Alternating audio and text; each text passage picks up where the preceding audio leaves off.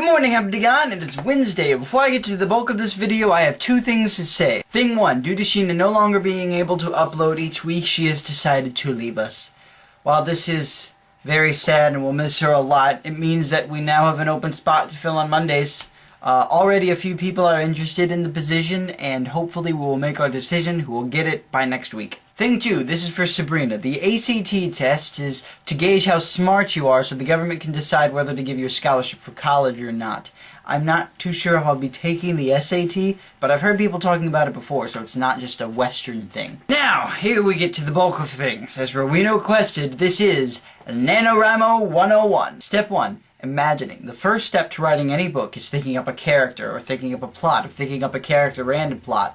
Without a good idea, a point of inspiration to write on, you can't write a book. Step 2. Characters. No matter how good a plot is, a book isn't going to be entertaining without good, believable characters. So, it's a good idea to think of all your major characters and write down little blurbs on them to figure out things about like what they want, what they don't want, what they like, what they don't like, and work from there. Another important thing, always have a character be important to the story. If he or she doesn't have a purpose, then he or she shouldn't be there. Step 3, outline. Plot comes next, and a good way to map out your plot is to use an outline. This way you can map out all of your important events in the story. Afterwards, it's always a good idea to write out a little synopsis, probably below your outline so you can elaborate on the important events. Step 4, details. Details pretty much pertains to the world building of the book, like what culture this is, what time period is taking place, what the settings are like. If you're really passionate about this, then you can make maps for all your important buildings and locations. Step 5, writing. When November finally comes around, you have committed yourself to write 50,000 words in 30 days.